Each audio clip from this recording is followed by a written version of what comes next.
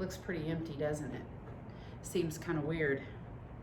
There's almost an echo in a building where this very room on Wednesday mornings is crowded with near 50 women for 2.5 hours, leaning into the Word through the Community Women's Bible Study. The CLC usually has children during the day and teens at night running rampantly through there playing basketball. Meetings happen there all the time. Down the hall, we have studies. Around the corner, we have worship. But right now, we're quiet. We're quiet because we need to practice some safe distances from each other in the event that we might be ill. So a lot of us have been asked to dial down our gathering. Funny story. At the beginning of this year, I asked the staff to do a quick quiz through scripture reading and different avenues to find out what God was telling them their word was for the year. And that word would help drive their walk with Christ. You can't really read them, but these bracelets on my wrist display my word. It's gather. How ironic is that? In a time of 2020, we're not gathering. But you know what? I think what it does is it opens up the possibility to find new and different ways to gather. John Wesley, the founder of the Methodist movement, was faced with that when he went to America. There were no church buildings. There were no people they gathered and congregated. He had to preach in fields to get them to come to him.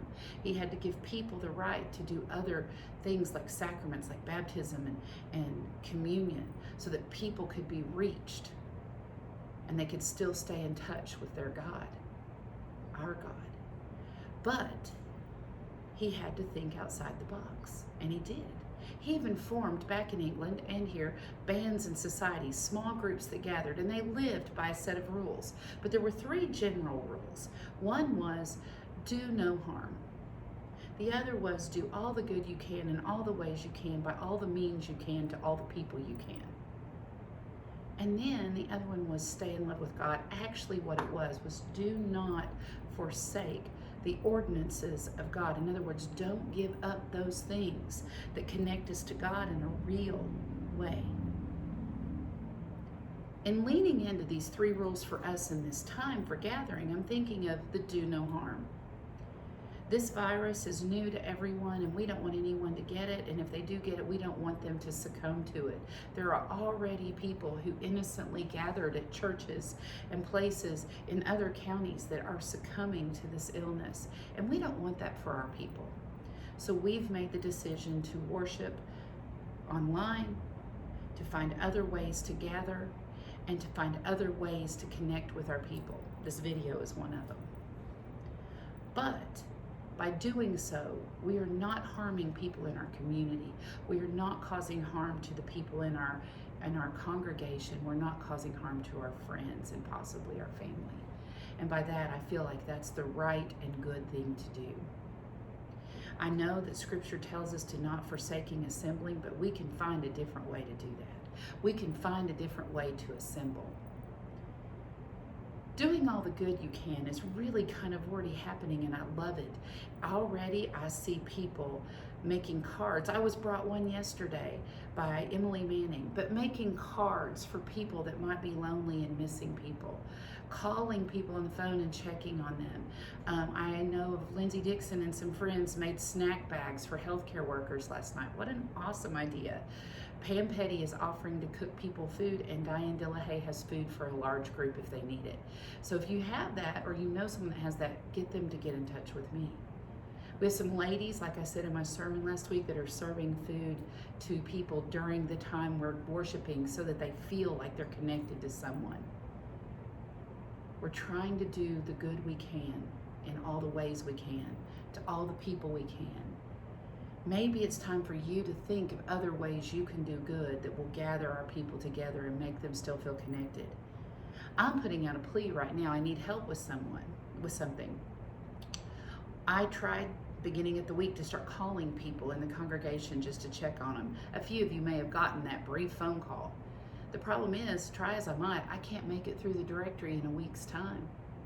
So I would like a few souls who would be willing to take 5, 10 names and give them a quick call check on them, see how they sound, see if they need anything. Because sometimes, even though we say, if you need something, let us know, you just need to hear just someone to say, what can I do for you?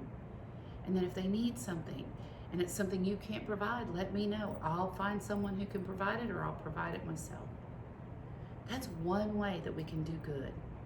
Another way we can do good is some of our older people do not have internet in their homes.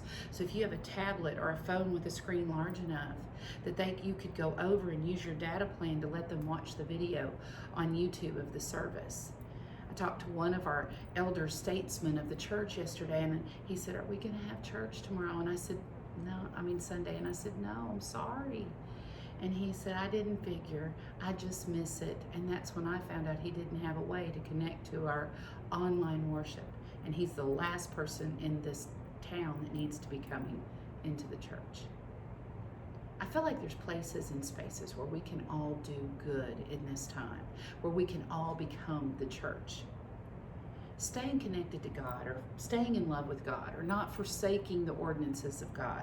We still haven't figured out the communion thing yet, but we've still got a while before that rolls around, and we need to consider that. I'm not worried about baptism at this moment, although if somebody wants to get baptized, we'll figure that out. But what I'm really thinking about is those places and spaces where people connect on a real level. How can we increase that? We'll be looking at in this church over the next few weeks, if this continues, and unfortunately I believe it might, at maybe virtual small groups where people can either call in or dial in and connect for some brief Bible study. We already have, and please make sure you avail yourself of these opportunities. On our Facebook page and on our web page, we have Miss Nicole doing children's church, and we have Miss Nicole doing Wednesday night lessons for the kiddos. I heard a rumor that she might be adding up another kind of video where she might be reading some stories to your kiddos. Something to look forward to. Just another way to connect so that they don't forget Miss Nicole by the time they get back. We have our worship service always at 10:30 on Sunday morning, but by the beauty of Facebook and internet, it stays hanging there for a while. We also have Wednesday night Bible study. I did a little devotional time where you will do some things on your own with the Bible study. And I really encourage you to comment and ask questions so other people can feel like they're engaging with this study. But here's the best news. Before all this happened, we started a YouTube page. If you go to YouTube and search in the search bar, CUMC Tube, all one word, then you can find our channel. And when you get to our channel, all these videos I'm talking about will be found there. So you can play catch up, or you can go back and review them, or you can enjoy them multiple times, but they're there and available for you. Like I said, we're looking at a lot of different avenues, but it's going to be up to you to, one, use them so that you can stay connected to God in a real way, and two, find ways to assemble in this time of social distancing with other people. Maybe it's with a shut-in, maybe it's with your family.